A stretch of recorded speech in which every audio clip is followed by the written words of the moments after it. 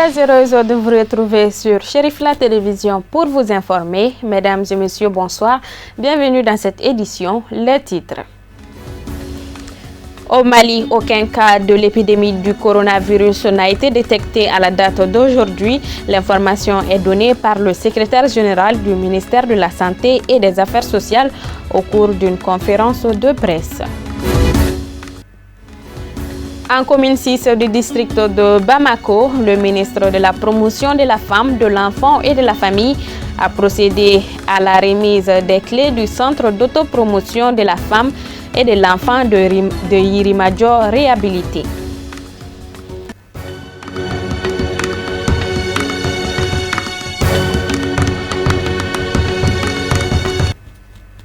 Une fois de plus, merci pour votre constante fidélité à Chérif la télévision.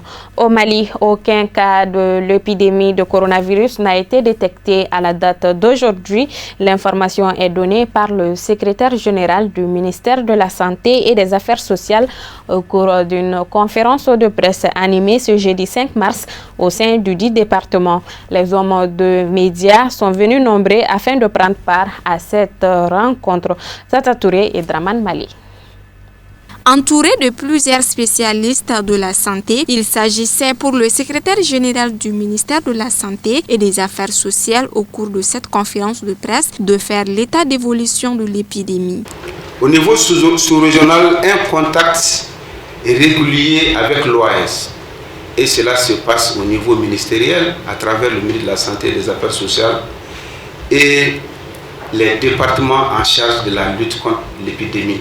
Encore, c'est le professeur Akori, Ignan, qui sont dans une plateforme où ils échangent les informations matin, midi et soir. C'est ce qui nous permet d'être au peigne fin des informations à la minute près. Et il y a une communication avec l'ensemble des pays africains pour un échange de nouvelles.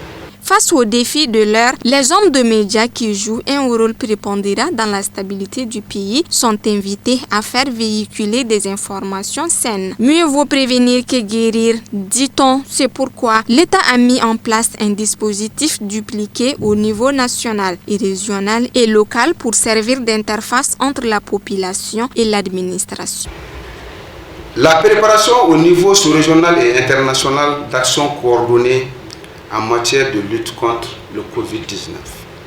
Le partage d'informations relatives aux données entre l'OAS, les pays, le CDC, Afrique et l'OMS.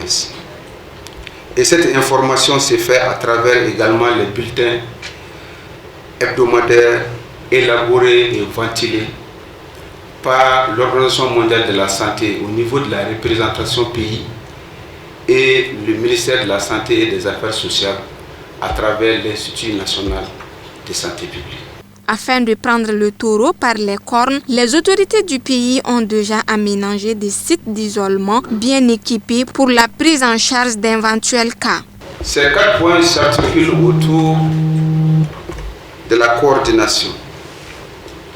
Coordination au niveau national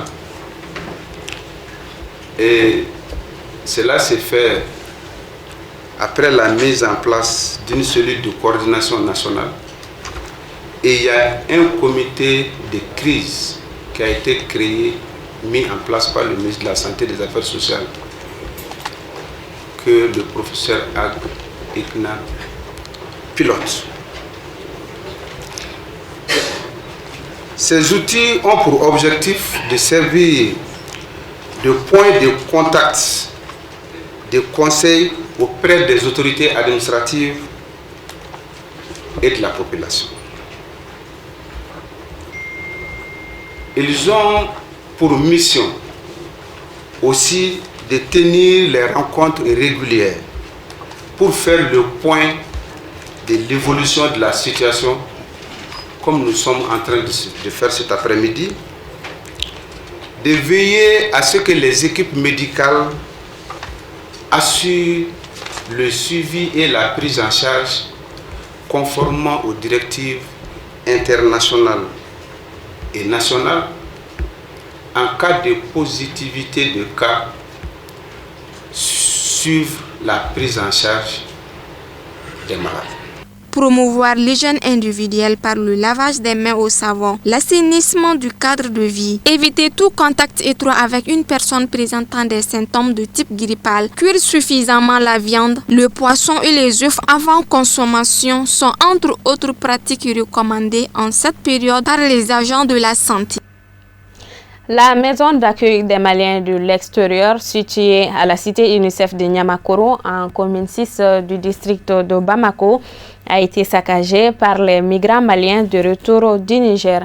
Suite à cet incident malheureux, le Conseil supérieur de la diaspora malienne a organisé une conférence de presse pour condamner ce comportement infâme et irresponsable.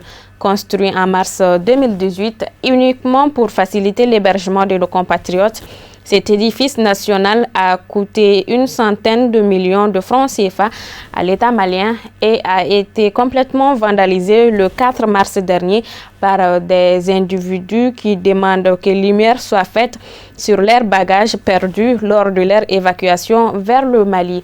Le président du CSDM, M. Mohamed Cherif Aïdara, est au micro de Sadio Sidibé et Baba Keita. Nous avons appris, comme vous tous, des personnes ont venu casser la maison de Maliens de l'extérieur. Et on a lu le communiqué. Nous avons contacté notre ministère tutelle pour savoir qu'est-ce qui s'est passé. Elle nous a expliqué, nous l'avons demandé, on voudrait venir voir, faire un constat et passer un message dans le lieu et encourager notre administrateur. Il aurait pu être dans la voiture hier. Il aurait pu prendre un caillou hier. Donc, on est venu soutenir notre héros national. Et pour lui dire, il est le héros de la diaspora. S'il y a quelqu'un qui mérite une médaille aujourd'hui, c'est bien vous, monsieur l'administrateur. Nous vous remercions, nous vous encourageons, nous vous soutenons. Nous voulons dire à nos frères qui sont revenus, on comprend leur frustration. Leur frustration est assez justifiée, mais rien ne justifie de venir casser un bien commun. Il est important de se rappeler. La maison de Mali à l'extérieur est un projet depuis le temps de ATT. Le terrain a été octroyé. Il est arrivé à un moment donné, mon grand frère Habib même a pensé que l'État ne voulait rien faire. Il est allé voir le président. Monsieur le Président, nous voulons une maison de Mali à l'extérieur. Nous voulons une maison d'accueil. S'il y a des difficultés, on comprend. Nous allons le faire. Il pense à lui-même de construire la maison. Le président l'a dit, Monsieur le Président, je comprends vos soucis, ce n'est pas un refus.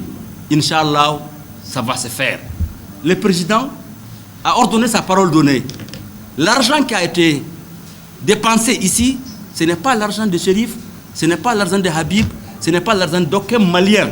C'est l'argent de tous les Maliens. C'est l'argent de contribuables maliens. Donc cette maison est une maison de tous les Maliens de l'extérieur. C'est notre bien commun. Ne venez pas casser ce joyau. Le monde entier nous observe, il nous regarde par la façon dont les Maliens respectent, honorent, soutiennent, appuient, accompagnent ces immigrés. On est le premier à avoir, deuxième à avoir élaboré la politique d'immigration malienne. Nous sommes les premiers à avoir un ministère plein. Nous sommes les premiers aussi, deuxième aussi à voter ça comme loi à l'Assemblée nationale en 2014. Nous sommes les premiers qui honorent nos Maliens établis à l'extérieur parce qu'on les appelle les soldats économiques du Mali. Vous ne venez pas casser la maison de soldats. Un soldat qui revient de bagarre, qui n'a pas gagné la bataille, qui n'a pas perdu la guerre, et tu viens casser là où il y a une maison commune chez toi. Donc arrêtez de faire ça. Nous vous demandons une meilleure compréhension. L'OIM qui nous aide, l'OIM utilise l'argent de contribuables européens. Il n'y a pas un franc de cotisation malien dans l'OIM. Comprenez ça aussi. Les 52 000 qu'on vous donne, ou le projet qu'on finance, le gouvernement malien ne met pas un franc. Le gouvernement malien ne fait pas ce qu'il devrait faire par rapport à notre ministère. Nous apportons plus de 20% de notre budget national. Nous sommes un Malien sur 3, 6 millions de Maliens. On a un ministère le plus important du Mali. Je vous le disais tout à l'heure, le ministre de la Promotion de la Femme, de l'Enfant et de la Famille a procédé ce vendredi 6 mars à la remise des clés du centre d'autopromotion de la femme et de l'enfant de Yirimadio, réhabilité en commune 6 du district de Bamako. Samaïra Sanogo et Fousseini Keita. Chose promise, chose due, lors de son passage le 14 mai 2019, Madame le ministre de la Promotion de la Femme, de l'Enfant et de la Famille s'était engagée à réhabiliter le centre d'autopromotion de la femme et de l'enfant de Yirimadio. C'est donc chose faite, un acte qui illustre l'engagement et la détermination du premier responsable en charge de la femme de placer les femmes et les enfants au cœur de ses actions. Le centre d'autopromotion des femmes de la commune 6 se présente aujourd'hui avec un nouveau visage, avec des unités de production plus performantes, notamment en teinture, en savonnerie, qui sont facilitées par l'installation d'un fourrage équipé de panneaux solaires. Une salle de formation en coupe-couture rénovée et équipée. Une unité de formation en alphabétisation et une administration qui répond aux normes du travail. La promotion et l'autonomisation de la femme sont des objectifs inscrits dans le projet de société du président de la République. C'est donc un défi et une responsabilité pour le centre d'autopromotion des femmes qui accueille les femmes de s'inscrire dans la dynamique du développement en faisant de ce joyau une référence fondamentale. C'est un réel plaisir pour moi de prendre la parole à l'occasion de la cérémonie de remise des clés du centre d'autopromotion des femmes de Yirimadio après sa réhabilitation. Avant tout propos, permettez-moi de joindre ma voix à celle du maire pour souhaiter la cordiale bienvenue à tous ceux qui ont effectué le déplacement. Votre présence massive et distinguée contribue à rehausser l'éclat de la présente cérémonie. Je vous en remercie. Honorables invités, mesdames et messieurs, la cérémonie qui nous réunit cet après-midi, à savoir l'inauguration après la réhabilitation du centre d'autopromotion des femmes de Yirimadio, est importante à plusieurs titres. En effet, le centre d'autopromotion de la femme et de l'enfant de Yirimadio, créé à ce titre par le décret numéro 10-126 PRM du 5 mars 2010, a pour vocation de favoriser l'autonomisation des femmes, l'épanouissement des enfants en milieu semi-urbain et rural. L'opérationnalisation du centre de Yirimadio va être d'un apport remarquable dans le développement de la commune 6 en général et celui des femmes et de leurs enfants en particulier. Il s'agit entre autres de contribuer à l'amélioration du cadre et des conditions de vie des populations au niveau de la commune grâce à sa mise en œuvre des initiatives publiques, collectives, de promotion économique, sociale ou culturelle des femmes. Une visite guidée des locaux entièrement réhabilités suivie de la remise symbolique de 10 machines à coudre simples, 3 machines de broderie et divers autres matériels ont constitué l'essentiel de cette cérémonie. Nous restons toujours avec Madame le ministre de la Promotion de la Femme, de l'Enfant et de la Famille qui a rendu une visite de courtoisie ce vendredi 6 mars au centre spécialisé de détention, de rééducation et de réinsertion pour femmes débolées en commune 6 du district de Bamako.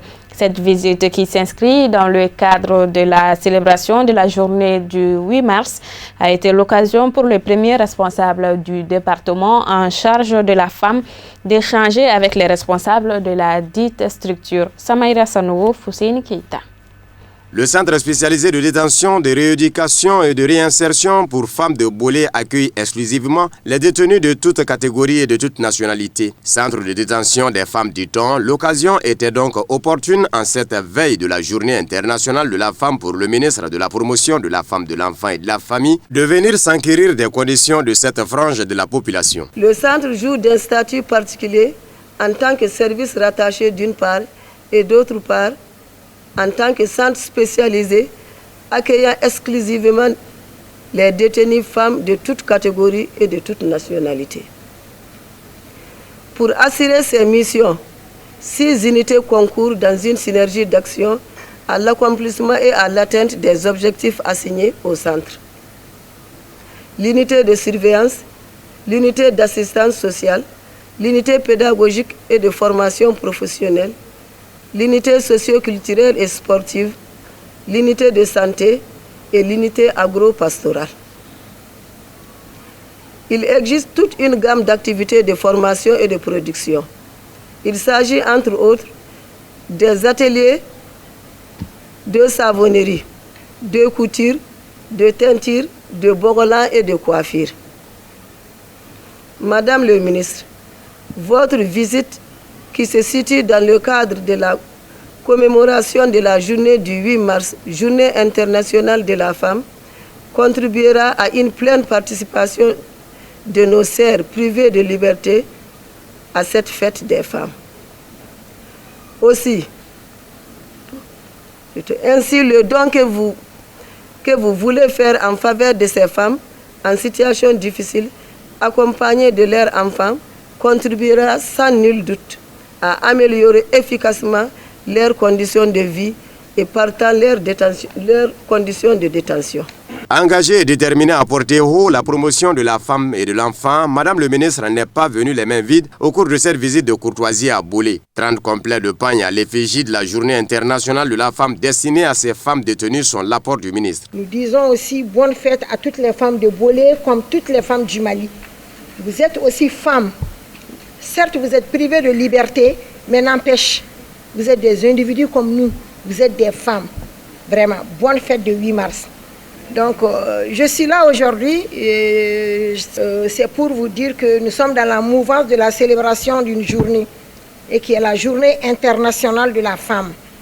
Et cette année, le Mali a placé cette journée sous le signe soutien à nos forces armées, soutien aux femmes. Donc, pourquoi soutien aux femmes?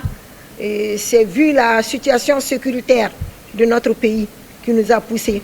Nous avons perdu beaucoup de soldats, beaucoup de bras valides, beaucoup de femmes, beaucoup d'enfants. Le Mali est en insécurité totale. La cohésion sociale n'y est pas, la paix n'y est pas. Donc les femmes sont interpellées à tous les niveaux, y compris vous les femmes qui sont là aujourd'hui.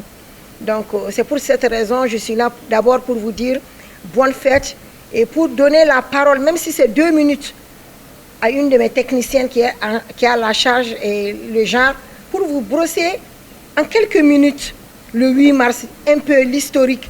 Qu'est-ce que c'est que le 8 mars? Pourquoi le 8 mars? Et qu'est-ce qu'on attend de vous en tant que femme? Même étant ici dans ce centre, le 8 mars, vous pouvez organiser des causeries, débats, des sujets, donc voir. Donc peut-être qu'à votre sortie, vous pouvez être mieux éclairé et sur les défis du moment. Inauguré le 21 décembre 1998 avec un effectif de 25 détenus, le centre spécialisé de détention, de rééducation et de réinsertion pour femmes de Bolé compte de nos jours 162 détenus, dont 18 filles mineures, 28 enfants à bas âge accompagnant leur maman. Première édition de la journée de salubrité de l'association Mousso Congo à la cité des logements sociaux de Ntabakoro. L'activité qui entre dans le cadre des festivités du 8 mars avait pour parrain M. Salif Kodjo, chef du département de l'administration des logements. Al-Amidou Badini, Boubacar Traoré. 8 mars, journée internationale de la femme célébrée partout dans le monde, au Mali en particulier. C'est dans ce cadre que s'inscrit cette activité d'assainissement initiée par les femmes de l'association Mousso Congo, couplée au lancement des activités de la dite association, une initiative visant notamment à améliorer le cadre de vie des habitants de la cité des logements sociaux de Ntabakoro. Notre association dénommée Mousso Congo a été créée en janvier 2019, ayant pour objectif la défense, la promotion des femmes et de la protection de l'environnement. C'est le lieu d'adresser nos vifs remerciements à nos braves époux. Toutes les bonnes volontés qui nous ont appuyés de près ou de loin pour l'idée de bonne marche de cette association. Mesdames et messieurs, chers invités, la présente cérémonie a un double objectif. la célébration du 8 mars, Journée internationale de la femme, nous lançons un appel aux habitants de la cité. Cet appel n'est d'autre que l'hygiène. Car pour avoir une vie meilleure, il faut évoluer dans un environnement sain. Se réjouissant de la confiance placée en sa modeste personne, le parrain de cette première édition, M. Salif Kodjo, a surtout remercié les femmes de l'association Moussokungo pour cette noble action, gage d'un cadre de vie idéal. Si les femmes ont décidé d'organiser une journée de célébrité, en tant que chef du département d'administration de logement, je ne peux qu'accepter. Pour moi, c'est vous qui m'appuyez. Donc, vous êtes en train de m'aider à vous aider. Et surtout, ça coïncide aussi avec la célébration du 8 mars.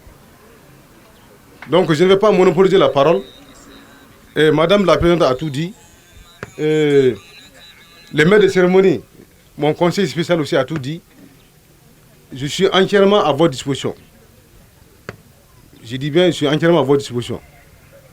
Et comme Madame l'a dit, la porte elle est grandement ouverte. Elle sera encore ouverte davantage. Puisque ces belles dames-là, ailleurs les gens ont choisi vraiment de danser. Ici, non seulement on a dansé, mais on veut aussi vraiment rendre le cadre de vie agréable. Donc je ne peux que vous accompagner.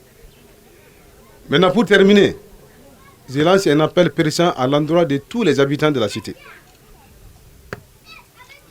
Il peut y avoir des malentendus, des incompréhensions, mais ce que nous voulons pour les habitants, c'est leur bien-être. C'est pourquoi le département dont je suis le chef est là pour accompagner. Rappelons que le thème national retenu cette année dans le cadre de la Journée internationale de la femme est « Soutien aux forces armées de sécurité maliennes ». Un thème qui cadre parfaitement avec la situation actuelle que traverse le Mali. Auparavant, une minute de silence a été observée à la mémoire de nos victimes civiles et militaires. En prélude aux festivités de la 2e édition du Maouloud de la section des Ansars de Sikasso, prévue pour le 11 mars, les Ansars et les acteurs impliqués dans l'organisation de ce grand rendez-vous annuel sont à pied d'œuvre pour réserver un accueil chaleureux au guide spirituel des Ansars, non moins président de la fêtière islamique du Mali, Asset Chérif Ousmane Madan Aïdara, ainsi qu'à sa délégation. Voyons quelques impressions recueillies par Bouya Koulibaly, notre envoyé spécial à Sikasso. Dans le cadre de la venue du président du Haut Conseil islamique, et tout Sikasso est fier de le recevoir. Il vient dans le cadre de Maouloud comme les autres années. Chaque année, dans le cadre de Maouloud, il vient à Sikasso. Et durant son séjour à Sikasso, beaucoup d'assises, beaucoup de prêches sont faits vraiment pour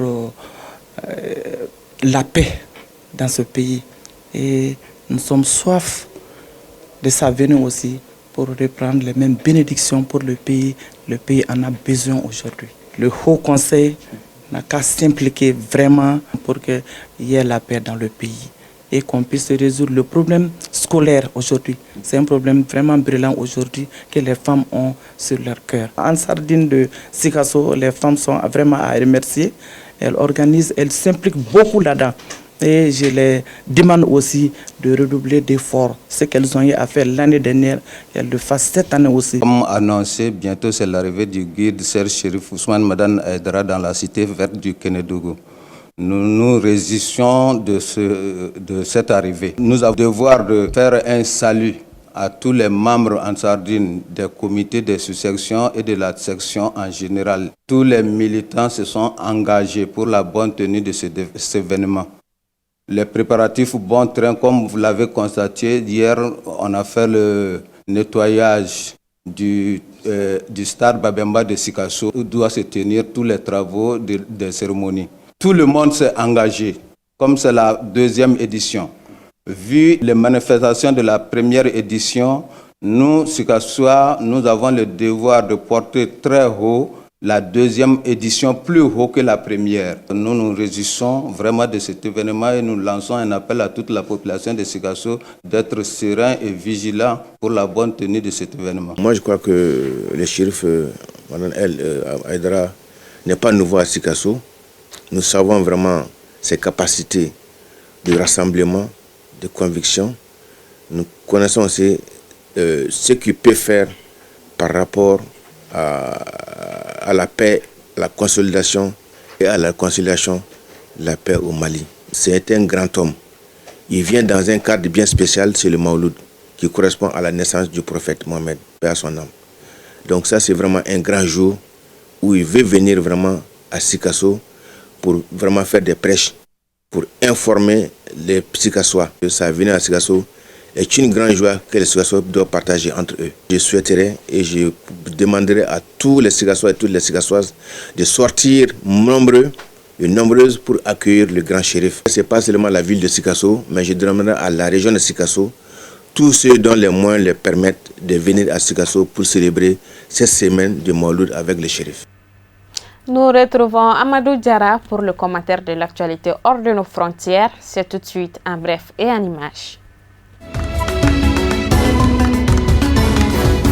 Chez nos voisins du Burkina Faso, près de 20 000 personnes ont manifesté ce samedi à Ouagadougou pour protester contre l'imposition des primes des fonctionnaires. Rassemblés à la Bourse du Travail, les agents de la fonction publique soutenus par des travailleurs du privé ont arpenté les artères de la capitale, entonnant l'hymne national et scandant « Pain et liberté pour le peuple, trop d'impôts tue l'impôt ». Rappelons que le gouvernement burkinabé a étendu en février dernier l'impôt unique sur le traitement des salaires aux primes et indemnités des fonctionnaires. Selon les autorités, il s'agit de corriger une injustice et d'établir une équité avec les travailleurs du privé déjà assujettis à cet impôt. Sur les quelques 200 000 agents de la fonction publique, 190 000 ont vu leur salaire de février diminuer de montant compris entre 1 000 et 5 000 francs CFA. Direction à présent la capitale tunisienne où l'attaque menée par 2 assaillants aux abords de l'ambassade des États-Unis d'Amérique ce vendredi 6 mars qui a fait 1 mort et 5 blessés vient rappeler la persistance de groupes terroristes. Les kamikazes étaient originaires de la banlieue de Tunis. 2 heures seulement après la déflagration qui a visé un fourgon de policiers devant l'ambassade américaine, la police menait déjà des perquisitions et tenait à le faire savoir. Les 2 jeunes hommes présentés comme des kamikazes avaient été déjà condamnés et incarcérés pour terrorisme en 2014 et avaient purgé leur peine. Ils étaient interdits de sortie du territoire. Aucune revendication officielle n'a été faite pour l'instant. Au Nigeria, la police vient d'annoncer avoir démantelé ce qu'elle présente comme une usine à bébés dans l'est d'Ogun, dans le sud-ouest du pays. Les forces de l'ordre affirment avoir ainsi libéré 13 personnes au total et procédé à des interpellations. La découverte remonte au 28 février dernier. À en croire les médias locaux qui citent un porte-parole de la police, une jeune femme est parvenue à s'enfuir avant de se rendre au commissariat et d'alerter les forces de l'ordre. La pratique est courante au Nigeria. Il s'agit d'un véritable trafic d'êtres humains. Une fois venus au monde, les bébés sont enlevés à leur mère pour être vendus, notamment à des couples qui ne parviennent pas à en avoir et souhaitent adopter, mais au prix fort. Cap à présent sur l'Algérie où des centaines de milliers d'Algériens ont battu encore le pavé pour le 55e vendredi à travers le mouvement populaire Hirak pour revendiquer le véritable changement pour une Algérie meilleure et démocratique. D'est en ouest, du nord au sud. Pour ce 2e vendredi de l'an 2 du Hirak, les manifestants ont réitéré les revendications du mouvement populaire en cours depuis le 22 février 2019 et ont exprimé leur détermination à poursuivre la mobilisation jusqu'au départ du système et ce malgré le risque de coronavirus dans le pays. Les manifestants n'ont pas encore oublié les détenus du mouvement qui croupissent depuis des mois dans les prisons tout en appelant à leur libération immédiate en brandissant des portraits de plusieurs d'entre eux. Et le Royaume d'Arabie Saoudite pour refermer cette page consacrée à l'actualité internationale. Selon des médias américains, les autorités saoudiennes ont arrêté 3 membres de la famille royale, ce qui illustre un renforcement de l'emprise sur le pouvoir par le très puissant prince héritier du pays. 3 princes saoudiens ont été arrêtés après avoir été accusés de complot visant à renverser le prince héritier Mohammed Ben Salman, le prince Ahmed Ben Abdelaziz Al Saoud, frère du roi Salman, ainsi que le neveu du monarque, le prince Mohammed Ben Nayef, ont été interpellés à leur domicile après avoir été accusés de trahison, a rapporté vendredi 6 mars le Wall Street Journal, citant les sources anonymes. Les autorités saoudiennes n'ont pas réagi dans l'immédiat à ces informations. Ce communiqué avant de boucler cette édition, Considérant la grande mobilisation qui suscite la commémoration de la Journée internationale de la femme le 8 mars au Mali, le ministre de la Promotion de la femme, de l'enfant et de la famille, Dr Diakité Aïssata Kassa Traoré, informe l'opinion publique nationale et internationale qu'en raison de la propagation de la maladie du coronavirus dans le monde, la cérémonie phare devant se tenir le dimanche 8 mars 2020 au Palais de la Culture Amadou Ampateba est annulée. Le ministre de la Promotion de la femme, de l'enfant et de la famille s'est compté sur la bonne compréhension de tous. Bamako, le 7 mars 2020, signé le ministre de la Promotion de la femme, de l'enfant et de la famille, Dr Diakité Aïssata Kassa Traoré. C'est ce qui met fin à cette édition. Merci donc de l'avoir suivi. Bonsoir à tous.